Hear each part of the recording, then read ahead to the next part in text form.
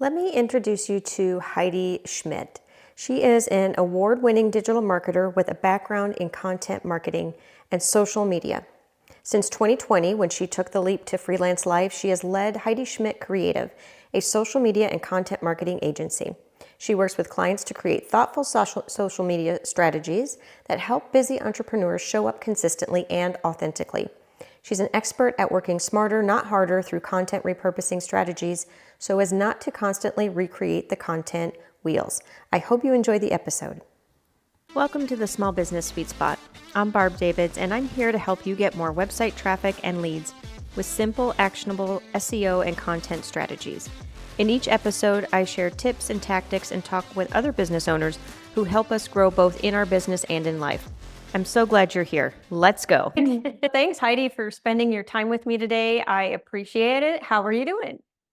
I'm great. Thank you so much for having me. It's so great to reconnect and to chat all things social media. Yeah, I'm excited for the conversation. In a brief bit, would you explain your sweet spot? So who you help and how? Sure. So I help specifically overwhelmed service-based providers with social media. And what I mean by overwhelmed, there are lots of business owners out there who just feel like social media is a waste of time, or they understand the value, but they don't know if what they're doing is working. And they just don't want to spend their time posting to Instagram or LinkedIn or Facebook. So we have done for you social media services. We also do consulting, which is kind of more of a done with you, kind of like almost like taking the training wheels off. And we do strategy sessions as well. So that's kind of our sweet spot. All Really right. kind of reducing the overwhelm. That's perfect. Let's talk about that. It is a little overwhelming. And so when someone's coming to you, what are some of the questions that you ask of them to understand like where they're at? I always start with, what are you specifically struggling with when it comes to your social media marketing? And sometimes it's like, I don't know what to post, or I just don't have the time for this. 9 times out of 10, it's like, I don't want to do this. I don't have the time for this. I'd rather be doing whatever it is that they do, whether they're a coach or some sort of service-based provider. They just don't have the the time to invest in doing it well, if that makes sense. Mm-hmm. Anyone can post something to Instagram or Facebook, but how do you know if it's actually working? How do you know if this is doing anything effective for your business? Mm-hmm. And it's a real struggle, and there's lots of reasons, and it's really hard for me sometimes to be like, "Hey, like we're battling an uphill it's an uphill climb with Meta, with the pay to play platforms, um, but it's a great avenue to build your brand awareness. There are ways that you can generate leads on social media. So you just have to either invest the time in it, or you have to hire an expert who is willing to do it for you. Mm-hmm. And you have a podcast called Stop the Scroll, which I was on. Plus, I also love all the episodes. It's very informative. Can you explain what that means and then give one tip for how to do it? Let's go there. Okay. So stopping the scroll is, when we use social media, we're all just scrolling until you see that one thing that just like, hey, what's that? I want to read that more. I want to see what they have to say. Whether you're scrolling through Reels or whether you're just scrolling through your Instagram feed, whatever it is, like there is always something out there that makes you stop scrolling and want to learn more.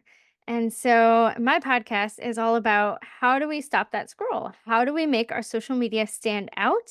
How do I empower business owners who maybe aren't in the position to outsource their marketing to just do one thing better each week? Here's Mm. one thing that you can do. And whether it's through my guests, like you had some great takeaways, or whether it's through, you know, the information that I'm giving, that's kind of the podcast is always like, how do you capture the attention of your audience?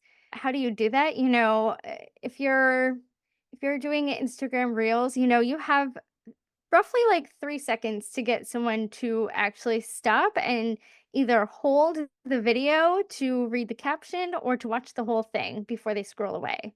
So, how do you create a captivating hook to make them stop scrolling? How do you create captivating content on LinkedIn or on Facebook that's going to make them want to click through to whatever your call to action is? That's really what I hope that my listeners take away from the podcast. Okay, that was a good explanation. I think that helps because I feel like it almost sometimes seems like it makes sense, but some people that are like newer to going to social media, they don't really understand that. So I think it's important because it has changed a little bit, right? Like people, well, at least on Instagram, it seems like, and correct me if I'm wrong, the more people are going on stories, it's maybe a little less through the feed, or has that changed, or what does that look like now? So, stories are great to engage with your audience. I love stories to kind of give that behind the scenes, kind of I don't want to say like uncut, but it's unedited. It's really behind the scenes, like there are lots of ways that you can get people to engage with your content. And recently on my podcast I had a guest who was like, you can look at who's engaging with your polls to start that organic engagement to start converting them into your funnel. The feed is, reels are great for brand awareness, to capture new followers, to expand your reach because they perform the best when it comes to reach. And then carousels are great for educating. And there's lots of data out there that says that carousels get more engagement than reels. I don't necessarily find that to be true all of the time, definitely some of the time, especially if it's super compelling content. So, each kind of post format, I'm going to say, has a little bit of a different purpose, but stories are great to like engage with your current followers. Reels are great to expand your reach and capture new followers, and carousels are great for engagement. So there's a different purpose for everything. And what do you define as a social media strategy? So, social media strategy, every social media strategy that we do always starts with one, what's your value? What's your differentiator? What are you offering that your audience needs? So it starts really high level with that that aspect because you have to know what your offer is and what your differentiator is. Like how are you differentiating? What's your value that you're bringing to your audience? And then from there, we set goals. We define your audience, getting super clear on your audience. Some might call this a user journey. I call it a buyer persona. It's all of those things. What do they need from you? How do you solve their problems? How do you reach them? What are their pain points? What are their demographics? What are they looking for when they're online? And then we go into a compare do a little bit of market analysis to understand where's your who is your competition? What are they doing? Where are the gaps in the content? What are they doing well? What could you be doing better? Little SWOT analysis. And then we kind of get into the meat of the content. Having your content pillars. What are you actually posting online? And some engagement strategies as well, like hashtag research, all of that kind of fun stuff. So we really do a deep dive into the whole social media landscape. Is there one recommended like formula for how and what to post? Or I mean, I'm going to guess it probably depends, but like, for example, I'm always wondering, should I post 5 times a week, Monday through Friday? Should I be posting twice? Because I have so much content. Should I be posting twice a day? And if so, like, then at that point, okay, what kind of formats? Like, what is the logistical, tactical recommendation? Maybe let's just start there. Yeah. So it really varies depending on platform. If we're strictly talking meta, the more you post, the better your results are going to be. And Adam Mosseri has come out with that. It's kind of well known. The minimum recommended is like 3 to 4 times per week. I say four is usually the minimum, unless I have a client who like really doesn't have a lot going on. And then I say, maybe Instagram isn't the right platform for us. Maybe if you have that little going on, maybe it's better to be on LinkedIn, depending on their audience. So it really kind of depends on the platform, but I would Okay. say for Instagram, and Facebook, the higher the volume of content, the better the results are going to be. And if you have the capacity for that, a lot of my clients are just like, I don't have the capacity for that. I say start with whatever you can maintain your consistency. Mm. Yes, there's a formula. Yes, more is always better, but also what can you stay consistent with? Because it's all well and good if you post 5 times a week for a month and then you don't post again for 3 months, Mm-hmm. you know? So I always ask my clients, okay, if they're a strategy client, I'm saying, do what can you maintain? What does consistent look like to you? Is it once a week? Is it 5 times a week? Is it, twice a day? Do you have the capacity for that? And then from there, we can kind of say, okay, well, platform best practices are X, Y, or Z. And I usually try to say, let's start with like 3 to 4 times a week if that's doable. And for most people, it's pretty doable. Do you have any favorite platforms? Like, here's an example of I try to use this one tool, but at the same time, when I use it and I'm trying to publish either, let's say, a reel, which doesn't happen, to LinkedIn at the same time. So it does multiple platforms, Instagram and LinkedIn, for Hmm. example. And the reel doesn't happen because it comes through differently as a video through LinkedIn, or it can't publish it or something like that. And then sometimes it doesn't do, like, if I wanted to do a carousel on Instagram, it would go up as separate images for LinkedIn. So I'd have to do a separate post for LinkedIn, still on the same tool, but it's not quite exactly the same. And then sometimes it won't do, like, for example, I forget which one it was, but a format here won't work on the format over here. So I have to go do it by hand anyway. So Hmm. what do I do? So I personally use Loomly to admit I like it because it's really easy to visualize our content calendar. Like we can map out content for the entire month. I like manually publishing reels because there is no platform out there that will allow you to add trending audio.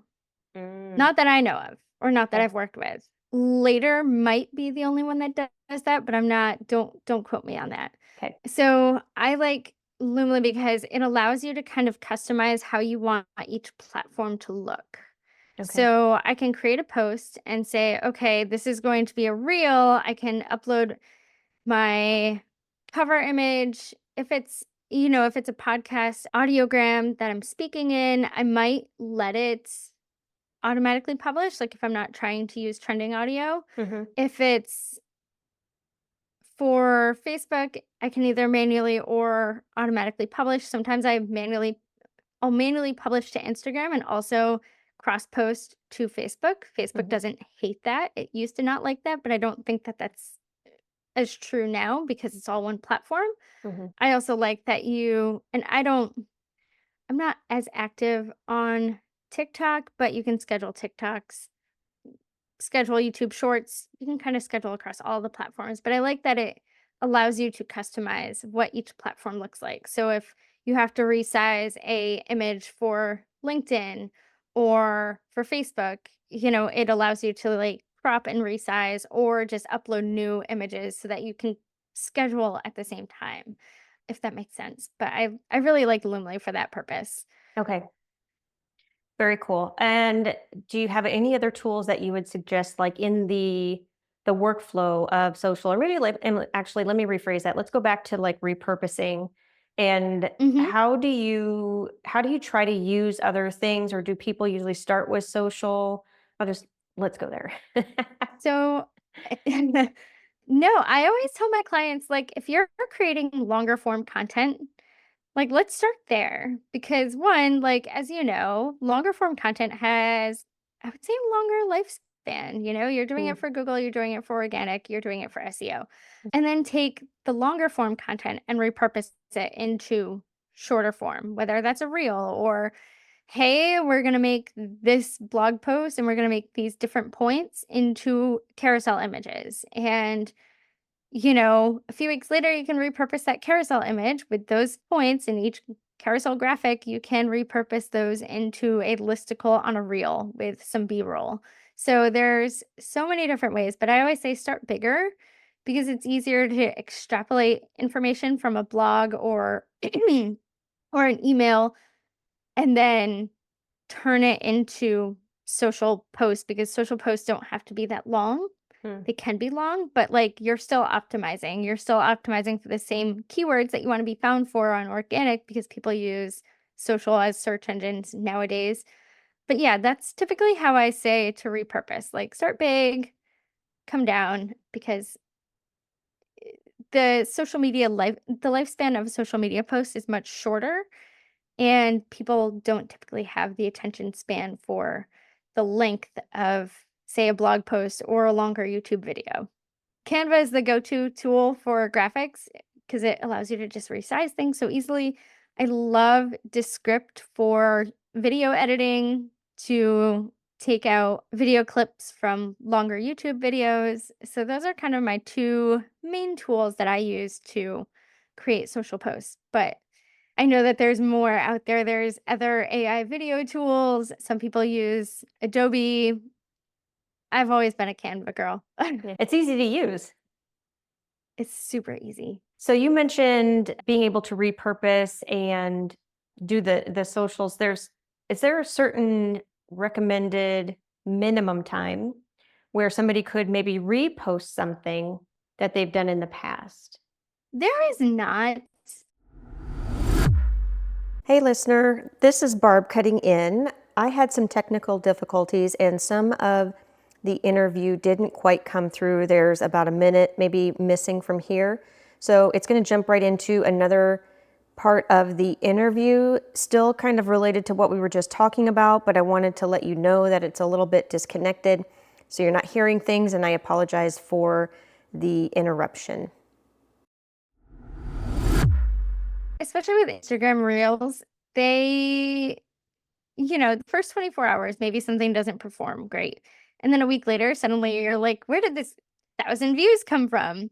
So you never know. Like Reels, I find tend to have a little bit of a longer lifespan and a little bit more opportunity to be found, because we know that like the average length of a social media post, whether it's, X or Thread, Facebook, Instagram, the average lifespan is like 24 hours, is really how it's going to be pushed out. And the nice thing about Instagram is now you can kind of test things out with your non-followers. So there's an opportunity for Reels to be pushed out to non-followers for about 24 hours, see how it performs, and then you'll have the opportunity to add it to your feed and send it out to your followers. So it's kind of nice because Instagram likes seeing that engagement, and that's what kind of gives any content that extra boost that you need to get it in front of extra eyeballs.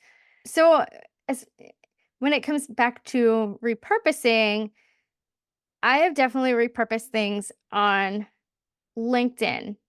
LinkedIn tends to have a little bit of a longer lifespan, but like I have a client and I repurpose like holiday content for her, and she's always like, I feel like I remember, and I'm like, listen, your audience is not going to remember what you posted on Christmas last year. And fun fact is that Instagram, LinkedIn, and I want to say Facebook do not hold on to your posts for longer than a year. So that's why like it's also really important to use a scheduler that kind of maintains that historic information. Because if you try to just scroll back in your LinkedIn feed, it's not going to be there. Interesting.